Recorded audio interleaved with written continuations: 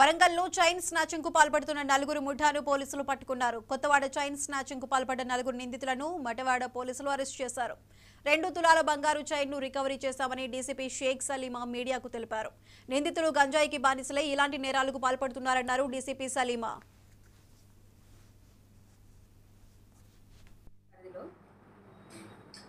కొత్తగూడ దగ్గర మడేలే గుడి దగ్గర ఎంజిఎం సైడ్ వెళ్తుంటే చీకటిగా ఉన్న చోట వెనక నుంచి 2 వీలర్ మీద వచ్చినటువంటి ఒక అఫెండర్ మెడలో ఉన్న పుస్తక తాడు లాక్కొని వెళ్ళిపోయాడు.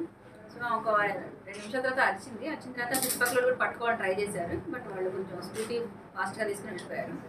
సో మాకు డయల్ 100 ద్వారా ఈ ఇష్యూ తెలియగానే వెంటనే మేము వెళ్ళి సీన్ విజిట్ చేసి అక్కడ ఉన్నటువంటి క్లూస్ అన్ని కలెక్ట్ చేసుకోవడం జరిగింది. తర్వాత నాయక్ గారు మరియు మా సిఏ గారు గోపి గారు సిసిఎస్ టీము అలాగే ఎస్ఐ విఠల్ ఆధ్వర్యం ఒక 5 టీమ్స్ ఇన్వెస్టిగేషన్ అయితే మాకు ప్లస్ స్కూటీ అని ఒక కలర్ స్కూటీ అని తప్ప నెంబర్ కూడా లేదు, నేమ్ ప్లేట్స్ కూడా లేదు. సో కొంచెం మేము కష్టపడాల్సి వచ్చింది బాగానే ఈ కేసు గురించి. సో వీళ్ళు మాకు భూపాలపల్లి ఏరియా నుంచి వచ్చారు. మేము ఈరోజు పట్టుకోవడం జరిగింది ఒక 4 అఫెండర్స్ని.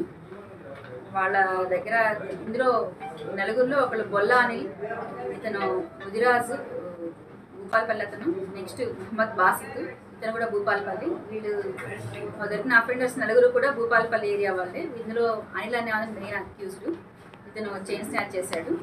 వీళ్ళందరూ కూడా ఆల్రెడీ ఎన్డీపీఎస్ అంటే గాంజా కేసులో ఆల్రెడీ అరెస్ట్ అయి ఉన్నారు. బెయిల్ కోసం డబ్బులు కావాలి కాబట్టి ఆ బెయిల్ అమౌంట్ కట్టడానికి కోసం వీళ్ళు ఇప్పుడు మళ్ళీ దొంగతనం స్టార్ట్ చేశారు. ఏలూరు